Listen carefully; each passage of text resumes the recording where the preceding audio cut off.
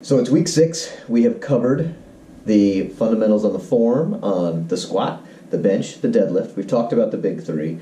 So now comes what almost everyone seems to have questions about, especially when you guys filled out your questionnaires about things you were hoping to learn, which is how do we program the lifts, and how do we set up programs so people just keep on getting stronger.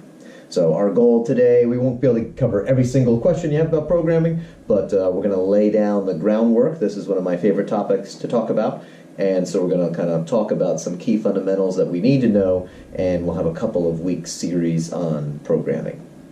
So first, if you're going to set up workout programs, you have to know the fundamental key elements of... my dog didn't want to be left out of the video. You have to know some fundamental key elements and principles of fitness. And so the first one is the principle of specificity. And in simple terms, this says the body will adapt specifically to a stimulus that you place upon it. Some people call this the SAID principle, S-A-I-D. That stands for specific adaptation to impose demands. I like to just say this means you're going to get good at what you practice. But the most important thing we have to keep in mind here is that the gains in fitness, the way your body responds, it's specific, not general. So if I say I want to be a football player, right, American football, well, they need to be pretty strong. So I'll just bench, squat, deadlift, and I'll be a great football player. Well, it doesn't quite translate that, okay? There's other skills that you would have to develop. So you have to work on a variety of different things to get good at that. Training for tennis and training for ping pong aren't the exact same things. Okay? The next most fundamental principle is the principle of progressive overload. Okay? And this says that in order to force a body to respond to a stimulus, you must gradually overload it. You have to place a stimulus on the body that it is not used to, that will send it the signal that says, hey, it has to respond. Curling 5 pounds for me is not an overload. Okay, so whatever overload is for that specific person, and of course that is individual. You can't just say 100 pounds is overload, because it may not be in a leg press and it may be crazy overload in a tricep kickback. Okay, so these two principles are super crucial, and when you're looking at any program, whether it's something I've created, you've come across it on the internet, on the line, you have to see, does it match these things, right? If I have a running specific program and I'm trying to become a powerlifter, that's not going to be good, or vice versa.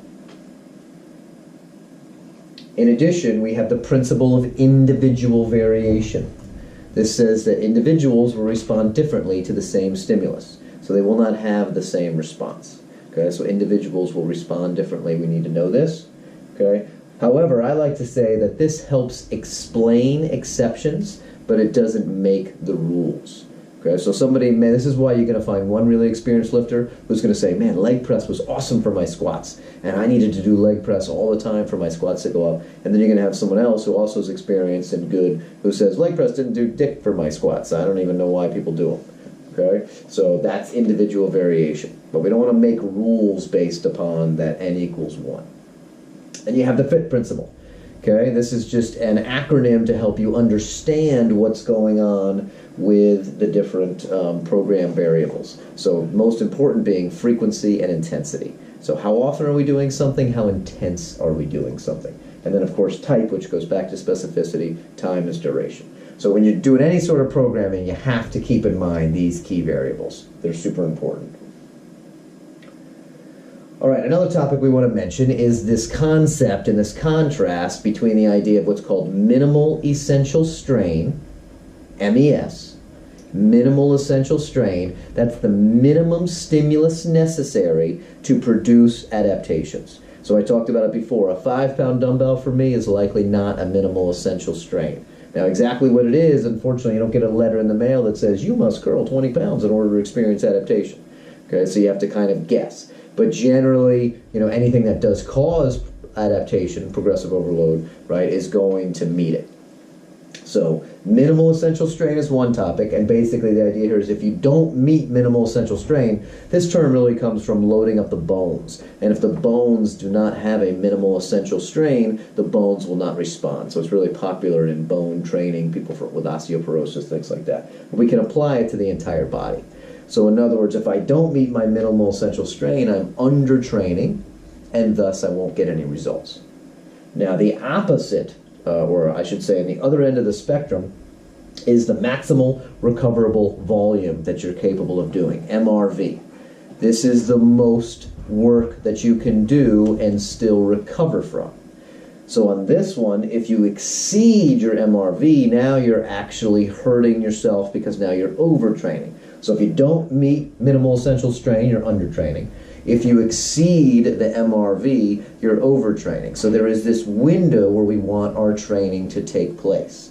One point I would like to get across, I think I have it up here, but this could be dangerous pulling up random windows. No, that's not it. Shit.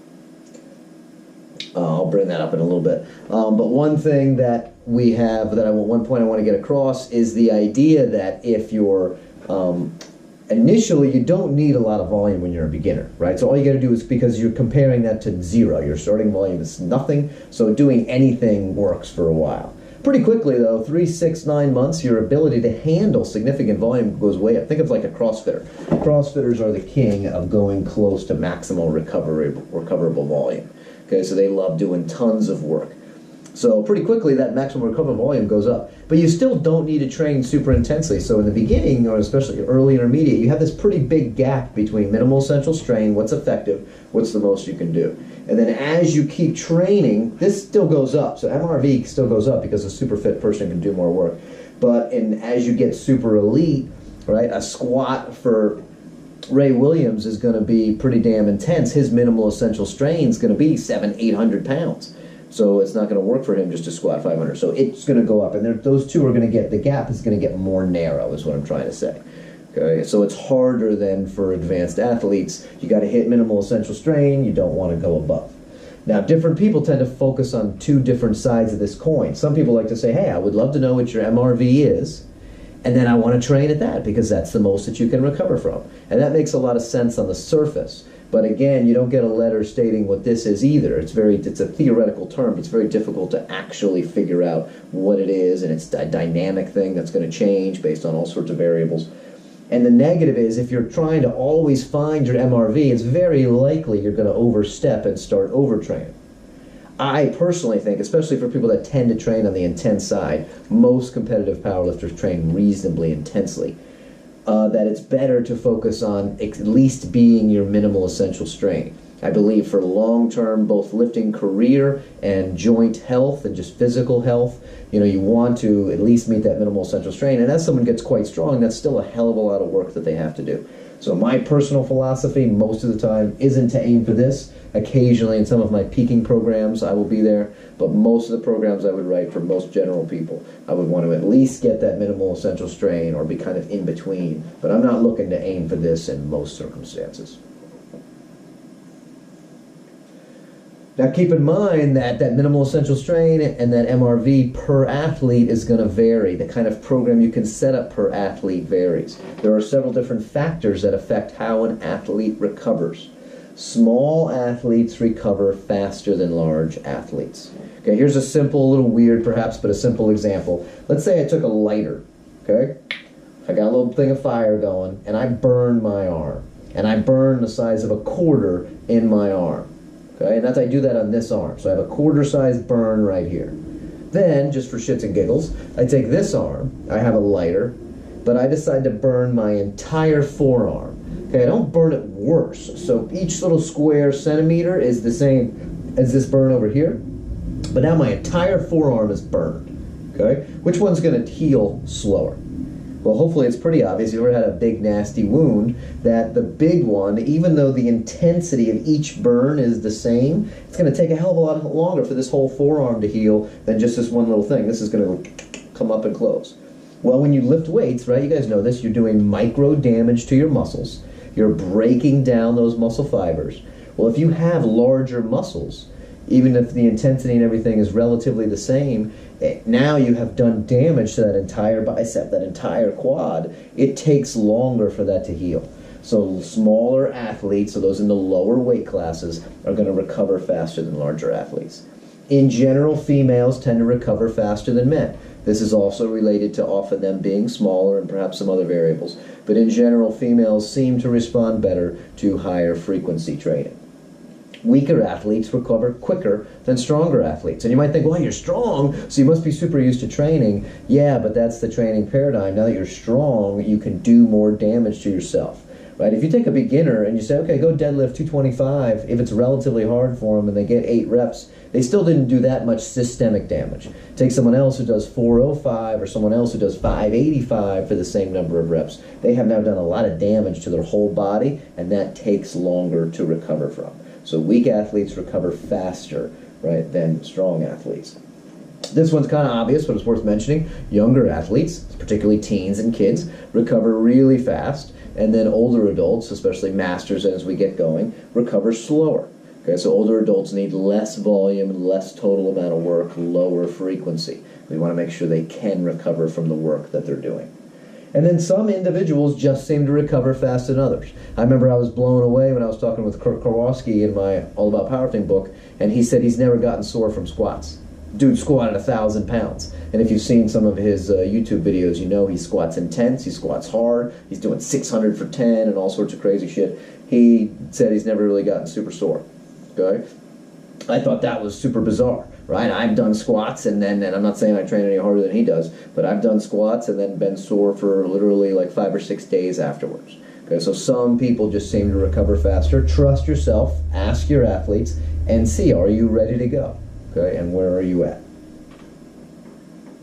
Now, I was initially, when I was typing this up, I found I was just putting this on all of the things, so I figured I would just mention this as before we get into the specifics. So some general guidelines. I personally am a big believer of following progressive overload, meaning doing a little more than you've done in the past, versus following an exact percent. I'll give you just one classic. This is an anecdotal example.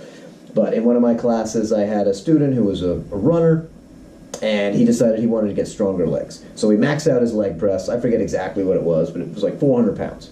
Okay, and then he's looking at the chart, right? And most charts say, excuse me, you want to get trained for strength, you train at 85% or above. So he spent 3 months doing leg press, 85%, so 335, 340, all of his sets in there. And then we maxed again, and his leg press didn't go up. Okay, I believe that's because the weight was too heavy for him. He wasn't used to that kind of, he'd been moving around with 180 and things like that on the leg press. Suddenly he jumps up just because he figured he realized he could do it.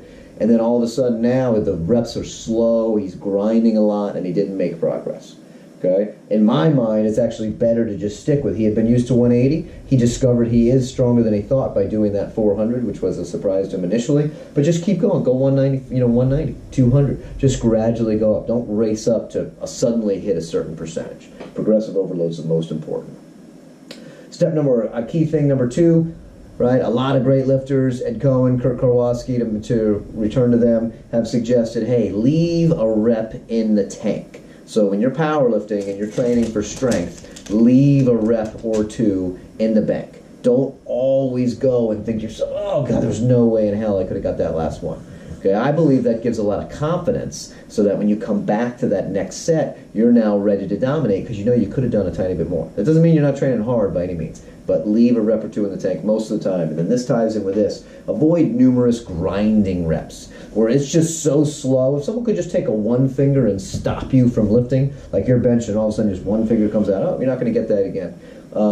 Avoid that kind of slow reps. We want some speed, we want some power, we want that bar to be moving relatively briskly in most settings. So try to watch. And if you suddenly find yourself, oh, you've given an athlete a program and they just have to grind it out after grind it out. I mean, a few grinds is great to prove to yourself that you can do it, you don't quit. But if just every training rep is just, oh, barely get it, oh, barely get it, in my mind it's almost for sure too heavy. Switch to a new program. All right, so let's talk about the squat. Okay, exercise number 1, the king of the lifts, right? And we're talking mainly about the frequency and intensity of what's going on with squats. So frequency. Well, I believe that in most instances, training the squat twice a week is what's going to be ideal. Okay, so going to squat twice a week and usually separated by 2 or 3 days. It's going to be perfect. And that works well for the vast majority of your training career, all the way from a beginner up to someone who gets more advanced. However, certainly you can fluctuate in between as you go.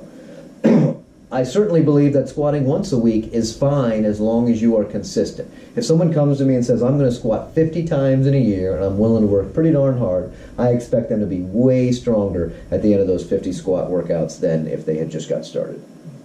So once a week does work. So I mention that mainly because sometimes I talk to some people and they're like, oh, you can't get any stronger doing something once a week. That's the stupidest thing I've ever heard. Maybe once a week is not optimal. That's a fine debate. But to think once a week it doesn't work is just foolish. It's worked so many times for both myself and tons of other people that it doesn't even make sense to merit that question. Now, you've probably seen, and this used to be, once a week used to be the rage. In the 80s and early 90s, everybody was doing everything once a week, okay? Then all of a sudden, high frequency swung back in with, Bulgarian and Chico programs and all that kind of stuff. So people started to get into this. 3 to 5 times a week of squatting can work. I do personally have a 5 times a week squatting program that I've used with a lot of success for some people. But now, obviously, something like that is going to be closer to that MRV, right? That once a week is still plenty for MES. Okay, but here this MRV is going to be watchful. So be wary of your volume and intensity if you start going anything more than 3, 4, 5 times a week. Got to let those joints recover. A lot of things are under load in a squat, especially heavy squats, lower back, knees, hips. We want the people to be healthy when they're lifting. Okay, a lot of people have also incorporated, especially Westside, is the main one that brought these to the forefront. So either some people call them a speed day, a technique day, a dynamic day. I find that those can be useful. I don't think all by themselves they do a massive amount to increase your 1 rep max, but I think they can go along great, especially when someone looks at this and says, oh, I don't know how I could squat 2 times a week heavy. Well, if we squat once a week heavy and once a week lighter, that seems to be a really nice kind of happy compromise to do that. But just so we kind of have some parameters, it does seem like squatting every other week. So if someone just said, I'm going to squat twice a month, that's probably not enough. I mean, yes, it's obviously better than nothing, but I haven't seen hardly any programs, people touting a lot of success off of that. So I would be skeptical. And then anything over, so someone's squatting 6 or 7 times a week, sure, you can do that in the beginning. Olympic lifters do a fair amount of the motions, but I would be hesitant. I'd be very nervous about somebody getting hurt long term doing that. So that's frequency. So when in doubt, go with twice a week. Try 3 times a week, see how you respond. Try once a week, see how you respond. Now when it comes to intensity, you don't have to start with a lot of intensity in the squat. Okay, so remember, follow progressive overload. If someone's not used to anything, squatting with a bar, squatting with 65, 75, 85 pounds is totally fine. Okay, and then gradually work up. Most programs you're going to gain anywhere from 5 to 10 pounds a week to 5 to 10 pounds every, say, 3 weeks. For most programs. Not necessarily on your 1 rep max, but what your training weight is. But it's fine to start with that lower intensity. And I see a lot of people get a lot of benefits by squatting, as long as it's over 50%, squatting 60%, 65%, 75%. Those things are fine, okay, for most of your sets. Definitely stop before your form breaks down. Real quick, let me take a super quick segue. If I'm doing a bicep curl and my form starts to break, what happens? Well, most likely I recruit a bigger muscle to help the smaller muscle. In this instance, it's almost always my erectors, so you see people start to swing when they do curls. Okay, and there's some good and bad about that. But the basic idea is that when a small muscle gets tired and you don't have a spotter, you recruit a bigger muscle to help you lift. Well, what happens when I'm squatting and I get tired? Okay, obviously I can ask the guy spotting me to help me up, but if I don't want to do that, how do I cheat? Okay, well, what I do is I either alter my form by changing the range of motion, so I start cutting it, which is a terrible habit to get into as a powerlifter, or you shift your biomechanics. I have no bigger muscles. I don't have anything bigger than my glutes and my quads to help me, but what I can do is my body may discover, oh, my right leg is 5% stronger, so at the bottom, if I shift and then come up, I can get this last rep. Well, remember that your memory is heightened when your emotions are running strong, and when you're lifting super intensely, those emotions are going. So all of a sudden now you're going, and then your body starts to learn, oh yeah, we can get that extra rep. We can do an extra 5 or 10 pounds. And in the very short term, if you had a gun to your head and this was the last rep you were ever going to do in your life, then go ahead and shift. But assuming that this is a training rep and you're trying to go long term and you want to be squatting 5 or 10 years from now, do not shift. So you have to stop before that form breaks down. Now, I'm not talking about just the tiniest little bit of waver, but after you go from what you believe your good and safe form is, and when you shift away from that, okay, then that's a no-go. Okay, so stop before that, whatever that is for you. Again, follow progressive overload, we mentioned that. I have it here, don't be fooled by fancy variations. So what I mean is there's all different kinds of squats, but I haven't seen them work that well. I think box squats have some use, but all these other kinds of squats that people kind of mess around with, this is why it's brutal. If you can't squat, you can't squat. It's tough to get good at squats without doing a lot of squats. I haven't found many exercises that have a good transfer to the squat other than the squat itself. So you basically just got to get used to squatting and get ready to go. Now let's look at the chart specifically for the squat. Okay, so this is the Henriquez squat chart. And yeah, I know there's a little bit of ego involved. I put my name on there. I wasn't quite sure what to call it. The squat chart all by itself didn't seem that descriptive, and Prilipin had already established the tradition by throwing his name on there, so I did the same thing. I'm not saying this is the only way to train. I'm saying this is a good way to look at your programs and see how things match up. So we have 3 categories here: beginner, intermediate, and advanced. Beginner is, I define these more clearly, but beginner is basically just getting started, lifting for a couple of months, you have not hit a plateau, you're kind of learning how to do the lift. Intermediate, you've been doing things for quite a while and your skill level's pretty good. And then advanced, we're talking several years, 5 years of good training, and you've almost for sure hit a plateau. That's a reasonably key part. You've hit at least one, and you're probably in a plateau right now. All right, so the frequency up here. So here you'll see the range, and then in the parentheses is kind of what I would consider to be kind of ideal or kind of my go-to. Okay, so we got 1 to 3 times a week. One, you can start somebody off with just one so they at least get in there and get used to it. Again, I already mentioned I'm a big fan of 2 times a week too, so I'm not going to argue either way. For intermediates, 1 or 2, probably lean closer to 2 now. And then for advanced people, try a higher frequency program, especially if you're stuck in a plateau, something like 3 times a week for squats. Then what you have here, so going down this side, is the intensity. This is the percent of the 1 rep max. And then in the middle, this is how many reps. This is weekly total reps, okay? Weekly total reps. So let's just say I said, okay, I've got a beginner. They're going to work at 60% of the 1 rep max, so they can squat 200. We're going to have them squat 120, and they're going to do, 40 reps.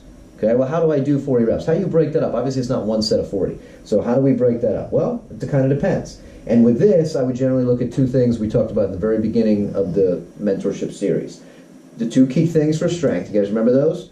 Okay, are neuromuscular coordination and muscle size, right? So neuromuscular coordination, you're trying to build neuromuscular coordination. If you think the person has decent muscle size, but they're not using the muscles well, then you want to do lower rep sets. That's when sets of 3, sets of 4, sets of 5 come in really well. If you're trying to build that muscle size, you want to fatigue the muscle, that's when higher rep sets come in. So we start doing sets of 6, 8, 10, 12. And I'm not saying it's either or, but we're talking about an emphasis. And just to be clear, if you don't have this chart in front of you, I don't know how well you're going to be able to see it on the video, feel free just to go to my website, allaboutpowerlifting.com, or just Google Henriquez squat chart. You can just download it. It's free. And that way you can sit there. You can even hit pause. It's a video, right? Hit pause, go do it, bring it up yourself so you can be looking at this with me. So we have a certain number of reps per week. Biggest trend to understand is your reps are going to go up overall. Okay? I don't believe, so a couple of key things, I don't believe beginners really need to spend hardly any time at 90% or above. Okay? You can do what's called confidence building sets. Remember, you don't for sure know what their 1 rep max is either, but you can do some confidence building sets. But in general, most of their training, I think, should be 50 to 70%. And this is or here, so you're going to decide. What if you want someone to do 75%? I want you to squat 150 when you can squat 200. Well, so now obviously we're not going to do as many reps, 20 to 30. Or if you're going to go on that heavier side, 10 to 25. And if you're going to break this up into 2 sessions, so let's just say let's go back. Let's say someone's going to do 40 reps, but I'm going to break it up over 2 sessions. Maybe one is 25, so that'd be 5 sets of 5. Maybe another one is 15. Maybe we do 2 sets of 8. Okay, so 1 week, so one workout would be 120 for 5 sets of 5. The second workout would be 120 for 2 sets of 8. Okay, that would work pretty well. Okay, so a couple of key trends here: the intensity, the total volume increases. Now, once you get to intermediate, you're going to want to spend some time lifting heavy. Okay, I find that up here for intermediates, doing a couple, so 1 to 5 reps at pretty close to the 1 rep max, so 96% plus. So you got someone who can bench, 315, they should do a couple sets at 300, right? You don't do a lot of reps, 1 to 5 reps total. This all by itself is not enough, so you still got to combine this with this work over here. And when in doubt, start either in the middle or the bottom of the chart. Okay, even though I told you I like MES, okay, these charts, especially as we get up here, they start pushing that intensity up there. So I'm not saying you have to use this to get goals. I'm saying when you're stuck, turn to this to see if your program matches what's suggested here. And when you go advanced, in my opinion, when you're advanced, spending time less than 70% doesn't do a whole lot of good for you. So you need to, if you're going to do that, that's optional, and that's usually speed work, and so that has to be combined with other training. Okay, and when you squat, now you're looking at probably a lot of time in the 80 to 95% range for your squat to make sure that you're getting the most out of it. And occasionally some big sets. But if you are going to do some big sets, this is going to really drain you. Probably not going to combine this. So the intermediate combines a few reps here. The advanced person needs to do more for a workout, but generally it's separate. Okay, so but again, that's reps per week. You divide it up then as you see fit. All right, so if we're back here, now we're moving on to the bench. So we're talking about the bench press. The bench and the squat, in my mind, have a lot of programming similarities. So it's not that big of a difference. 2 times a week, once again, is likely ideal. In the squat, if I just had to pick one, I would say most people like to do like a heavier squat and then a slightly lighter squat for their 2 times a week. A lot of people for the bench will like a regular bench press and then a slight variation, such as a close grip is probably the single most common one. You do that a second time. Maybe you do a wide grip, an incline, something like that. Although, if you benched and then inclined the same workout, that would not be considered 2 times a week. Once again, can once a week work? Definitely. Once a week can for sure work. It's enough stimulus to make somebody get stronger. Whether it's optimal or not is a whole other debate. Okay, but once a week for sure can work. And again, a lot of people say they bench once a week, so I just do chest on Monday. But then if you really look at their program, oh, but on Thursday I do a close grip, or I do a bunch of dips, okay, or something like that. Keep in mind, too, the bench, there's other exercises that have transfer, most likely the shoulder presses. So I'm jumping down here, okay? So if you're doing a lot of shoulder press, particularly overhead press, I've found that it's hard to really smash bench press and overhead press at the same time. If you're going to do that, almost everybody then does go once a week, 1 day for bench, 1 day for shoulders.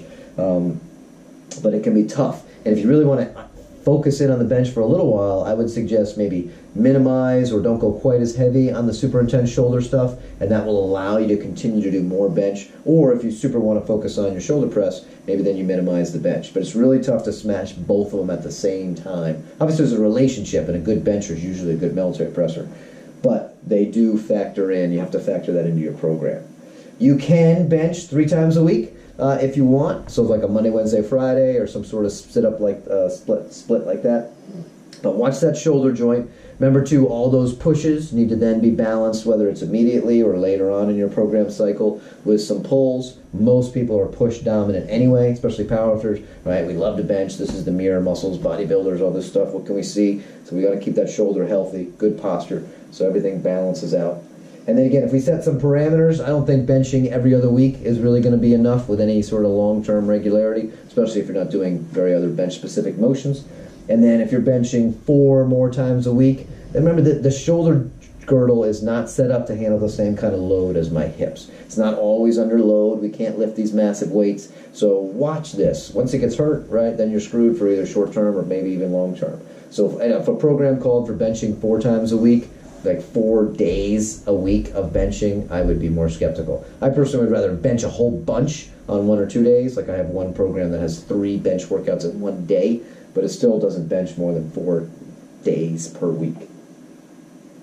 When it comes to intensity, I think the intensity needs to be a little bit higher for the bench for it to work. So with squats, as long as you're still squatting, as long as you're doing progressive overload, it seems like it goes up. But for the bench, you got to kind of crank that up a little bit. So more sets, 60% is not quite as good. So up in that 70, 80, 85% seems to be work well.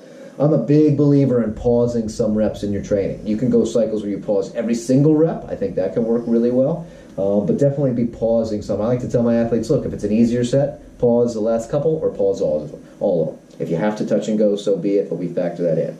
Last thing you want to get is to a competition and all you've done is 2 or 3 practice pause reps. And when you want pause to be ready, I also think that's useful for building a lot of muscle for many people.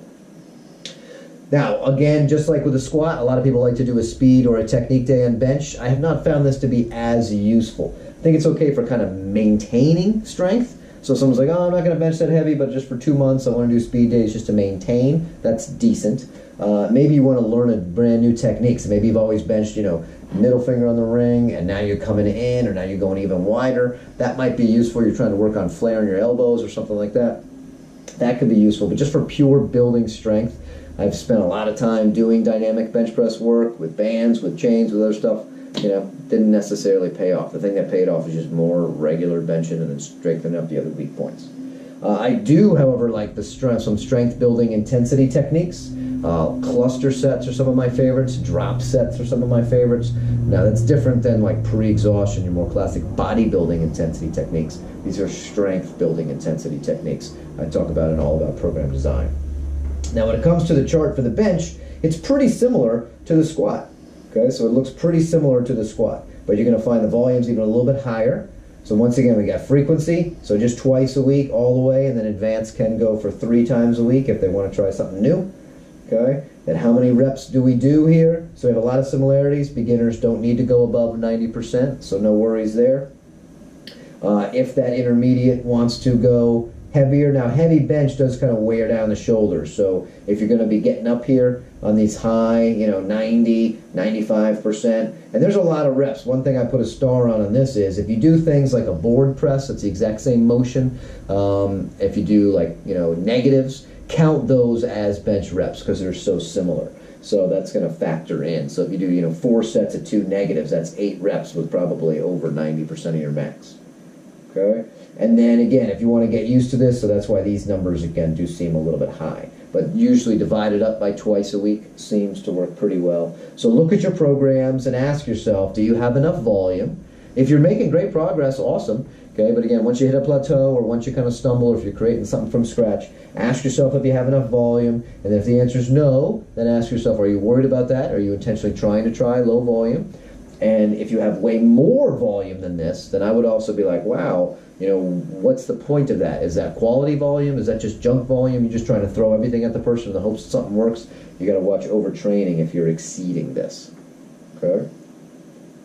All right, so we're moving on now to deads. Now, in my mind, the deadlift is the biggest compare and contrast from the bench and the squat. The frequency responds the best to the lowest frequency. Earlier in the year, we talked about motor pattern degradation, so I'm just going to revisit that concept. So that is the idea. If you don't do a lift, how quick does it go away? Okay. Well, the squat is medium, but relatively fast. Okay, it goes away. So if I just say, hey, don't squat for 3 weeks and then go give me a 1 rep max, most people find that they're rusty, the bar doesn't feel good, and it definitely, they may be 10, 15% off their 1 rep max from no training. Okay. Bench, kind of medium, and a lot of people do similar stuff, and push-ups a little bit similar, and then obviously dumbbells and things like that can help maintain. Most people have a deadlift motor pattern in them because it mimics real life. We don't have anything in our hands. We bend down, we pick something up, and we stand up. We do that all the time.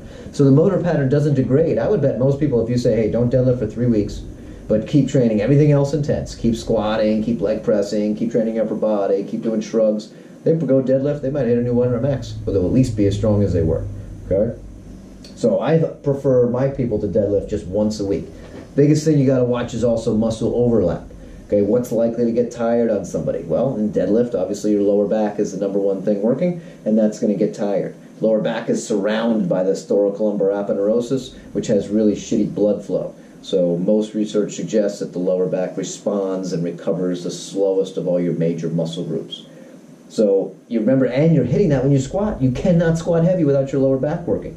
You don't squat vertical. So as soon as you lean forward, that lower back's working. So you got to watch all the time. You're already squatting heavy. We just talked about twice a week. Then you try to throw in deads twice a week all the time, and it starts to get way too much, especially as you get stronger. Remember, stronger athletes need more recovery time. I found that as I got stronger, now deadlifting every other or even every 3rd week was optimal. So when I was prepping and when I hit 700 on my deads, it was every 3rd week I was deadlifting. Now I was squatting twice a week and benching obviously like normal, but only heavy deads every 3rd week. I remember reading a story about Andy Bolton, who was coming back after knee surgery and wanted to do a big pull, and he deadlifted like, I'm going to paraphrase, but it was like 6 times in 6 months to get ready for his competition, and he pulled, almost 1,000. So you don't have to be deadlifting all the time. I would watch going twice a week. Okay, and twice a week I see all the time, and usually my first reaction is, oh, why? Let's just go once. Okay, you're already squatting. Modulate the intensity if you're going to do that. Okay, and again, the stronger someone is, obviously deadlifting 135 twice a week is deadlifting different than 500 twice a week. I would avoid 3 times a week for sure, okay, when it comes to deads. When it comes to intensity, well, let's look at the chart first. So on the deadlift chart, a couple of key things. First, just the general volume is way lower. I'm a big believer in quality over quantity on deads, and I've done some deads. I remember I used to come up with weird challenges. You know, it was, how fast could I do 50 reps at 475? How fast could I do 100 reps at 405? Those things are brutal. But they didn't make my deadlift any better. I got better work capacity, better cardio, but my 1 rep max didn't go up. My 1 rep max went up when I focused on a few quality sets. I've long believed that sometimes one set's all I need. Really one good set blast out combined with other good training, and you're ready to go. That's obviously minus warm-up sets. So what do I want people to do for beginners? Deadlift once a week. Intermediate people deadlift once a week. Advanced people deadlift every other week. Okay, heavy. Okay, so what can we do? You can spend some time at 50 to 70% here. Okay, once you get over 70%, it's going to drop, right? So you're looking at just 12 to 30 reps. That's 3 sets of 10. You're good. Okay, and on here, that could be 3 sets of 4, perhaps, right? 5 to 16 reps, and again, beginners don't need to be over 90%. Their form's just going to break down. Okay, once you get to intermediate or advanced training below 70%, I don't think is that useful. So now you want to be at least at 70%, 71%. How many reps are we going to do? Okay, so you don't see for intermediates no more than 45 reps a week. Okay, for advanced people no more than 60 reps a week, and a lot of times even down here you start going heavy, no more than 20. Okay, so keep that low. No reason all the time to be combining with the heavy singles. Save the heavy singles on deads for the competition. Okay, that's my goal. It's much more thrilling to set a new PR in a meet than just to try to match something you did in a perfectly controlled environment in a gym when you got to choose how you were feeling. Oh, I've done it once before. Nobody cares. Okay, do it in a gym and prove that you can do it for there. Okay, so the volume is low. So this does particularly apply to conventional deads. Sumo deads probably have a little bit higher volume, but still, if you're squatting a lot, it's a very similar motion, so keep that total volume down. So quality, not quantity, and compare and contrast. Different frequency, for sure, lower frequency, assuming you are. Now, if you're only deadlifting and you can't squat, then you can probably deadlift a little bit more often. And it's worth noting that deadlift really doesn't do that much for the squat. Okay, so people can just deadlift a lot, but that doesn't necessarily help out the squat. But squats almost always help out the deadlift. Okay, so make sure you know that order of that transfer. Okay, so when we kind of wrap up here, so some intensity techniques. Okay, intensity is going to be high. If you're only going to deadlift once a week or once every other week or once every third week, it better be high. So I knew, oh man, I am chomping at the bit. If you like deadlifting, you're looking forward to it, you know you got to make it count, you attack those couple of sets. So quality over quantity. I'm not a big fan of high volume deadlift training. Speed and technique seems okay. It's a little more common just because the frequency is so rare. So if you are only deadlifting once every third week, you might say, oh, I just want to stay in touch with the lift, so I'll do a few speed lifts. But I haven't really found that to be that effective. Again, it's more of a maintenance kind of a thing. Maybe a tweak something, but not super effective for getting much stronger. However, I do like bands and chains. I think that can be a viable technique, among kind of the latest fads. Rack pulls, medium. I think they're more of a back saver than necessarily a pure strength builder. But bands and chains can be useful as you go through. Okay? So we've just laid out our general parameters as to what we're going to do, right? I hope you guys were able to hang out in there. Remember, you can download these charts and have them with you. So what we're going to talk about next then is, I got a couple of things for you. We're going to go over the hierarchy of strength, which I think is pretty important. That's going to lead us into the transfer of skill and exercise selection, which is pretty important. Then I'm going to be sharing with you my 3 favorite all-time exercises with exact details, percentages, reps, everything, all the way from beginners to my Sith Lord program, which is pretty badass. So stay tuned. We got a lot more good stuff coming. Hope you've enjoyed it so far.